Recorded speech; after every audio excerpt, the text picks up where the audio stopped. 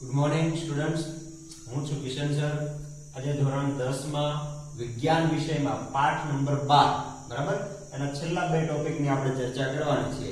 જેમાં આજનો ટોપિક છે વિદ્યુત પ્રવાહની તાપીય અસર. હવે તરત પહેલો પ્રશ્ન થાય કે વિદ્યુત પ્રવાહની તાપીય અસરનો શું ઉપયોગ થાય? તો આ તાપીય અસર શા માટે ઉદ્ભવે છે? તો કે જ્યારે આપણે કોઈ પણ બેટરી અથવા વિદ્યુત કોષ એને કોઈ પણ વસ્તુ સાથે એટલે કે વાહક સાથે જોડાણ કરીએ ત્યારે એના બે છેડા વચ્ચે શું થાય? રાસાયણિક પ્રક્રિયા થાય. આ રાસાયણિક પ્રક્રિયા થાય એટલે બે છેડા વચ્ચે વિદ્યુત સ્થિતિમાનનો તફાવત ઉત્પન્ન થાય.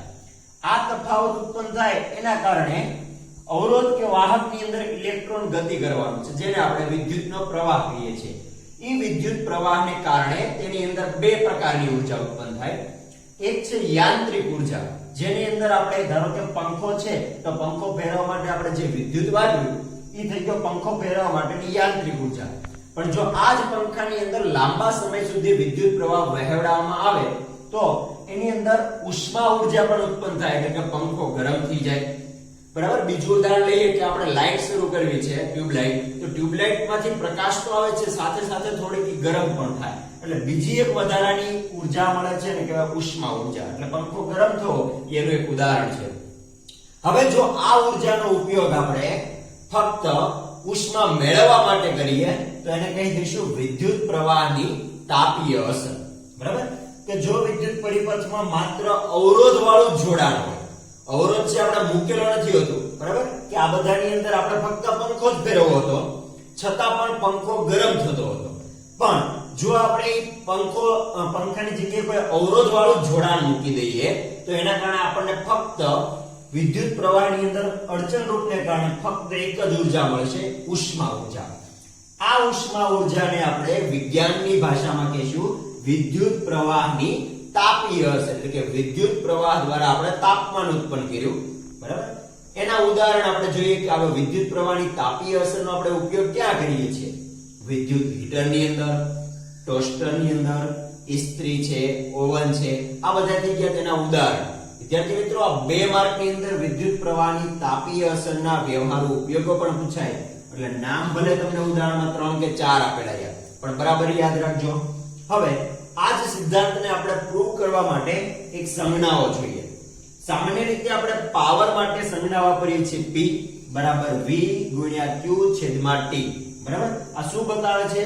તો કે કોઈ પણ વિદ્યુતના બે છેડા વચ્ચે, બેટરીના ટર્મિનલ છે, જે વિદ્યુત સ્થિતિમાનનો તફાવત છે, એમાંથી એકમ સમયની અંદર Q જેટલો કુલંબીય વિદ્યુત પ્રવાહ અથવા ઇલેક્ટ્રોન પસાર થતો હોય તો આપણે એને Q ના છેદમાં T એને નામ આપ્યું હતું I, એટલે કે VIP. બરાબર. P બરાબર V ગુણ્યા I. પરિપથની અંદર આપણે T સમય સુધી આ પાવરને પસાર કરીએ અથવા ઇલેક્ટ્રોનને પસાર કરીએ એટલે બંને બાજુ હું T વડે ગુણાકાર કરું. P ગુણ્યા T બરાબર આયા હતું V અને I તો હતા જ, તે T વડે ગુણાકાર કર્યો.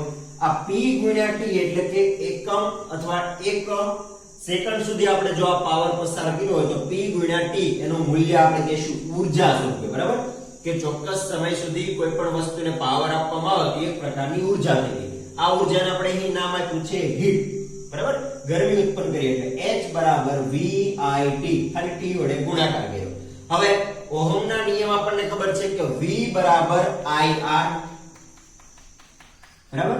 આમાંથી આ V ની કિંમત હું અહીંયા મૂકી દઉં IR તો I બે વખત થઈ જાય, એટલે કે I નો વર્ગ RT.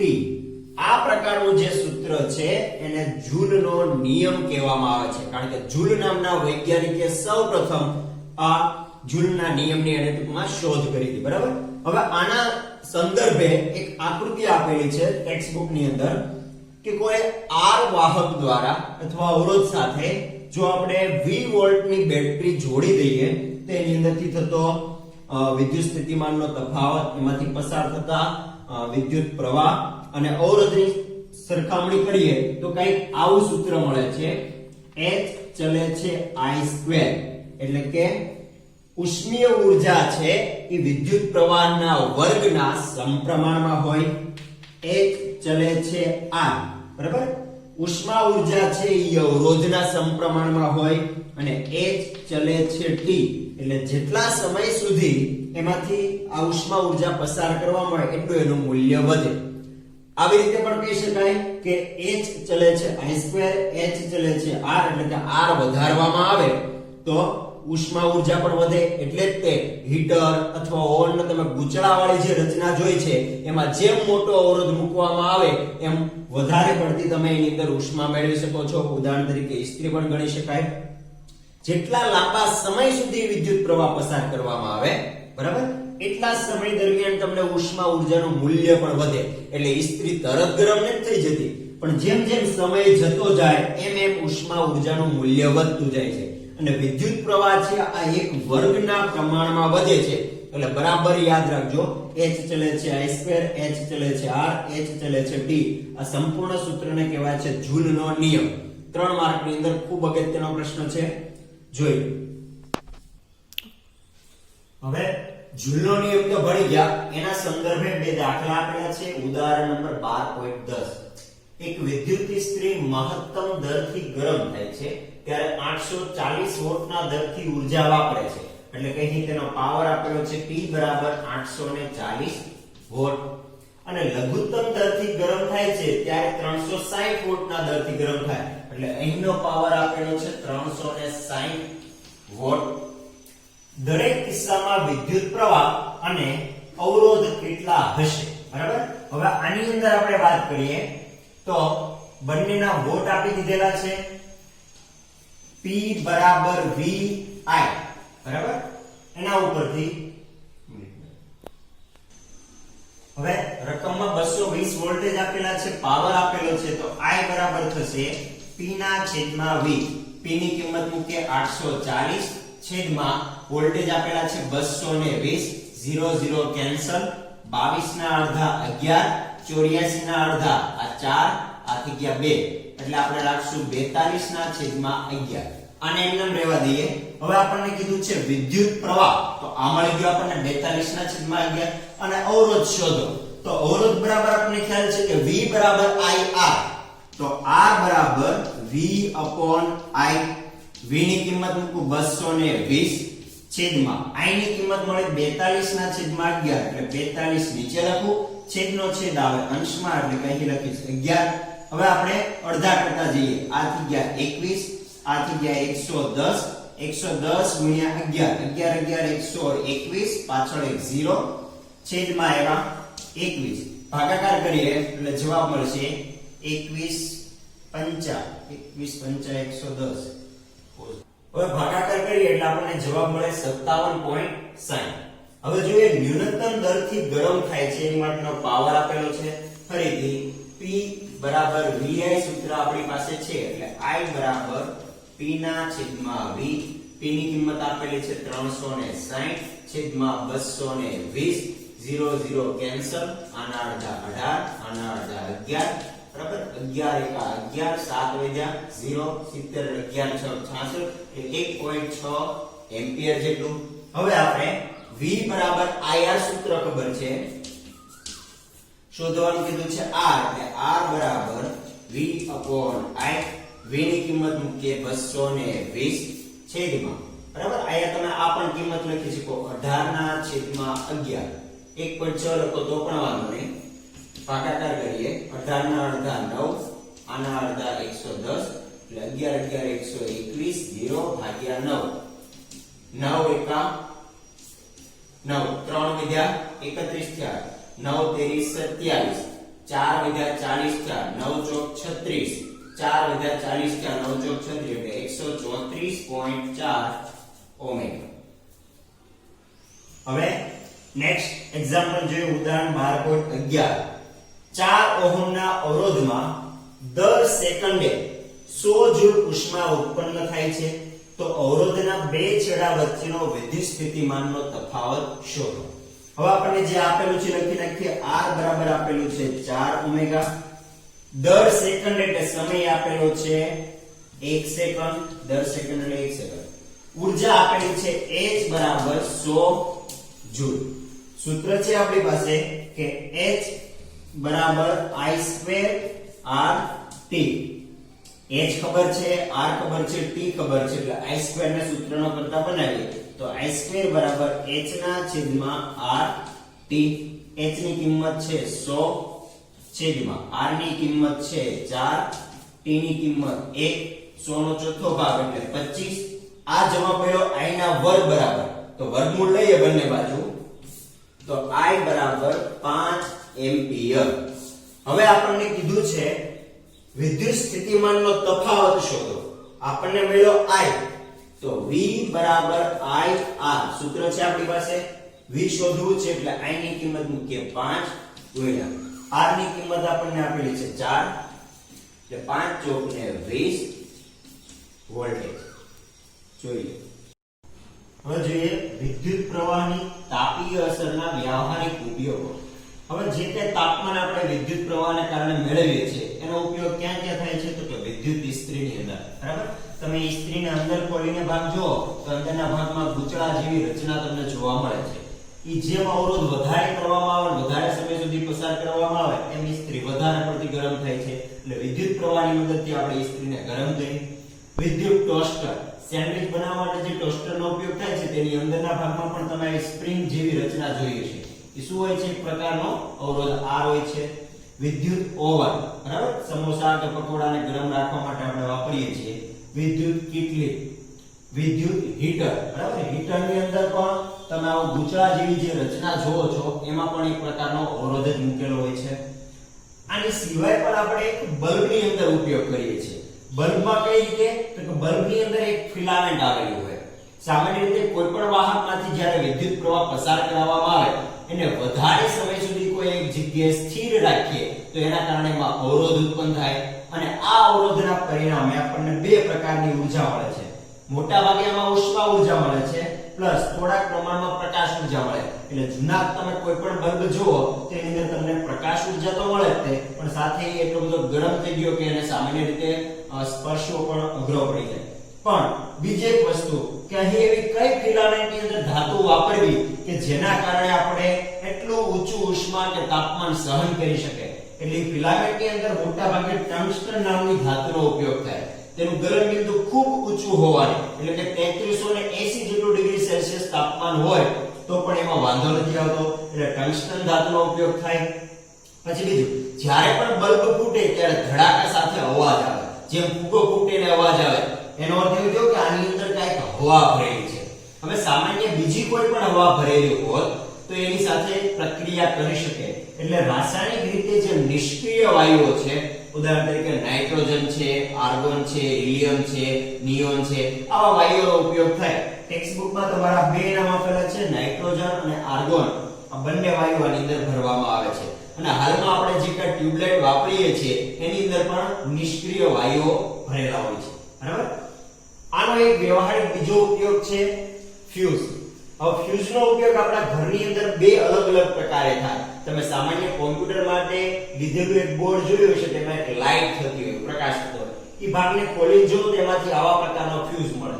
શું છે તો કે અહીં બે ધાતુના ટુકડા હોય છે, વચ્ચે કાચની નળીમાં એક તાર પસાર થતો હોય. એ તારનું નામ છે ફ્યુઝ વાયર. બરાબર, આ ફ્યુઝ વાયરની વિશેષતા શું છે તો કે એનું ગલન બિંદુ નીચું છે. એટલે જો આ છેડામાંથી વિદ્યુત પ્રવાહ વધારે પડતો ઉત્પન્ન થઈને સામેના છેડા તરફ જતો હોય તો આનું ગલન બિંદુ નીચું હોવાને કારણે એ ફ્યુઝ વાયર પીગળી જશે. એ પીગળી જાય એટલે એ પૂરતા પ્રમાણમાં ન મળે એટલે આપણા ઘરના દરેક ઉપકરણોને સાજા રહેશે, ફક્ત આ એકનો ખર્ચ રહેશે. પણ જો આવું કરવામાં ન આવે તો એક સાથે ઘણો બધો વિદ્યુત પ્રવાહ આપણા ઘરની અંદર પ્રવેશે તો ઘરમાં જોડેલા મોટા ભાગના ઉપકરણોને નુકસાન પહોંચાડે. એટલા માટે ફ્યુઝ વાયર સારા પ્રમાણવાળો વાપરવો જોઈએ. તો એની માટે શું કરવામાં આવે છે? ધાતુ કે મિશ્ર ધાતુનો બનેલો તારનો ટુકડો લેવામાં આવે. કઈ કઈ ધાતુઓ હોય? એલ્યુમિનિયમ, કોપર, લેડ, આવી ધાતુનો ઉપયોગ થાય. પણ મોટા ભાગે આપણા ઘરની અંદર ફ્યુઝ વાયરમાં શુદ્ધ ટીન અથવા ટીન અને લેડનું મિશ્રણ ઉપયોગમાં આવે છે. તમે બધાએ ઘરની અંદર આવા પ્રકારનો ફ્યુઝ જોયો છે, બરાબર, કે જે આ બનેલો છે એનો બહારનો ભાગ છે પોર્સેલિન. તમે ઘરે જે ચા પીવા માટે રકાબી વાપરો છો એ રકાબી પણ પોર્સેલિનની છે, જેને આપણે ચિનાઈ માટીના ટુકડા કહીએ છીએ. એ બંને સાથે એક એક વાહક જોડાયેલા હોય, એટલે કે વાહકના તાર ધાતુની પટ્ટી કહીએ, અને એ બંને વચ્ચેનું જોડાણ કરવા માટે fuse wire diffuse wire aluminium, copper, lead અથવા ટીન કોઈ પણ મિશ્ર ધાતુ હોઈ શકે. હવે ઘર વપરાશમાં આપણે જે પ્રકારનો વિદ્યુત પ્રવાહની જરૂરિયાત છે એ પ્રમાણે આપણે ફ્યુઝ વાયર પસંદ કરવો જોઈએ.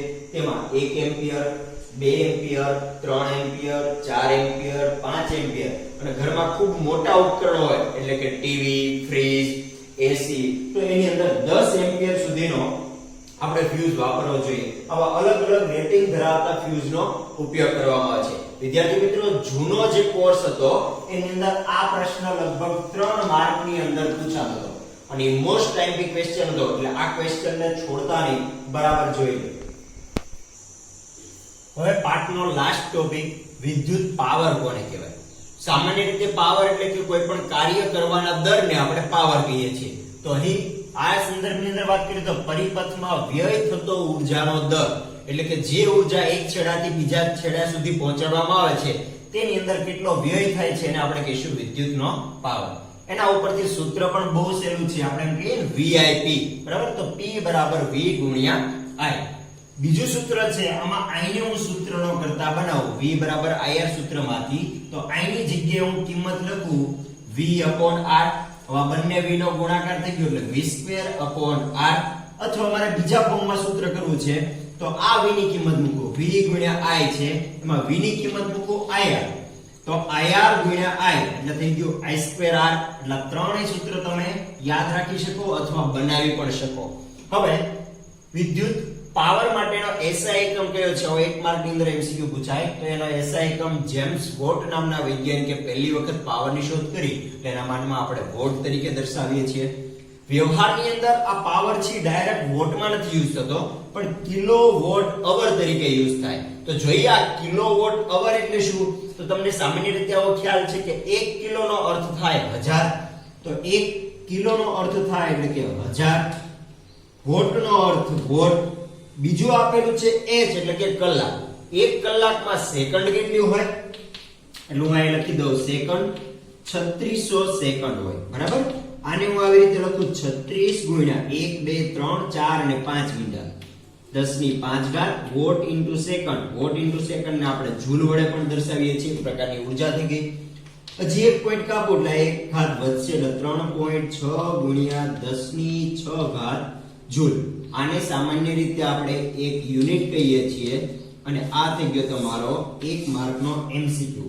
1 યુનિટ અથવા 1 કિલોવોટ અવર એટલે કેટલા થાય? બરાબર યાદ રાખજો 3.6 ગુણ્યા 10⁶ જૂલમાં લેવાનું છે, બરાબર. હવે આના વ્યવહારિક ઉપયોગ થતા એટલે તમારા ઘરના લાઇટ બિલ કેટલા સમય લાઇટ, પંખો, ટીવી શરૂ રાખો છો એ બધાના તમને જો વોટ ખબર હોય, કેટલી કલાક ચાલુ રાખો છો ઈ ખબર હોય તો એના આધારે તમે દાખલો ગણીને કેટલું લાઇટ બિલ બળશે ઈ પણ તમને ખ્યાલ આવી જાય. તો સામાન્ય રીતે અહીં એક ઉદાહરણ આપેલું છે, ઉદાહરણ 12.2. એક વિદ્યુત બલ્બને 220 વોલ્ટના જનરેટર સાથે જોડેલ છે એટલે આપણને આપેલું છે V બરાબર 220 વોલ્ટ. વિદ્યુત પ્રવાહ પસાર થાય છે I બરાબર 0.50 એમ્પિયર. તો બલ્બનો પાવર કેટલો એટલે P શોધવાનું કીધું છે, બરાબર. તો આપણને સૂત્ર ખબર છે VIP. V ની કિંમત ખબર છે, લખી દઈએ 220 વોલ્ટ ગુણ્યા I ની કિંમત છે 0.50. અહીંથી પોઈન્ટ દૂર કરો એટલે છેદમાં આવશે 100, બરાબર. આ ડબલ 0 કેન્સલ. 22 5 110 અને વોટ નામની સંજ્ઞા એટલે આપણે લખશું 110 વોટ. ઉદાહરણ નંબર 12.13. 400 વોટનું રેટિંગ ધરાવતું વિદ્યુત રેફ્રિજરેટર 8 કલાક પ્રતિ દિવસ ચલાવવામાં આવે છે. હવે 3 રૂપિયા પ્રતિ કિલોવોટ અવરના લેખે 30 દિવસ ચલાવવા માટેની ઊર્જા તો કેટલો ખર્ચ થાય? એટલે કે આપણે આખા મહિનાનું આ ફ્રીજના કારણે કેટલું બિલ આવે છે એ શોધવાનું છે. પાવર આપેલો છે P બરાબર 400 વોટ, બરાબર. આ થઈ ગયું 400 વોટનું રેટિંગ ધરાવતું ફ્રીજ. કેટલું ચલાવવાનું છે? 8 કલાક પ્રતિ દિવસ. આ એક સમય પૂરતોનો છે એટલે આ 400 ને જો હું 8 વડે ગુણી નાખું એટલે આ મને જે જવાબ મળે કેટલાનો મળે? તો કે ઓલરેડી આપણને આપેલા છે વોટ. હવે મેં શું ઉમેર્યું તો કે 8 કલાક એટલે હું અહીં લખી દઉં બાજુમાં કલાક, બરાબર. આ કેટલા દિવસનું છું? એક દિવસનું છું એટલે 8 ચોકુ ને 32, 100 વોટ ઇન્ટુ અવર, એટલે આ ઉર્જા થઈ ગઈ એક દિવસમાં વપરાતી ઉર્જા. હવે આટલા એક દિવસમાં વપરાય, આપણને કીધું છે 30 દિવસ ચલાવવામાં આવે છે, તો 30 દિવસમાં વપરાતી ઉર્જા એટલે 30 વડે ગુણાકાર કરી દઈએ એટલે 3200 ગુણ્યા 30 વોટ ઇન્ટુ અવર, બરાબર. આ 3 0 એમના એમ, 3 દુ 6, 3 તેરી 9, 96000 વોટ ઇન્ટુ અવર. હવે બરાબર ધ્યાન આપો, અહીં આપેલું છે કિલોવોટ અવરમાં, આપણી પાસે ફક્ત છે વોટ ઇન્ટુ અવર. તો આને કિલોમાં કન્વર્ટ કરવા હોય તો 1000 લખવું હોય તો આ 96000 છે એ 1000 હું અલગથી લખું અને વોટ ઇન્ટુ અવર લખું તો તમને ખ્યાલ છે કે 1000 નો અર્થ કિલો થાય, એટલે હું અહીંયા લખીશ 96 કિલોવોટ અવર, અથવા આને યુનિટ પણ કહી શકે, એટલે 96 યુનિટ બળે છે. હવે બરાબર જો 3 રૂપિયા પ્રતિ કિલોવોટ અવરના ભાવ છે, 96 યુનિટ ટૂંકમાં બળેલા છે, તો આપણે શું કરશું તો કે 3 રૂપિયા ભાવ હોવાથી એટલે 96 કિલોવોટ અવર ગુણ્યા 3 રૂપિયા કરી દઈએ એટલે કેટલો ખર્ચ થાય ખબર પડી જાય. 6 તેરી 18 આટલો વધી 1 9 તેરી 27 ને 88 એટલે 288 રૂપિયા કુલ ખર્ચ, એટલે કે ફ્રીજના કારણે આટલો ખર્ચ આવે.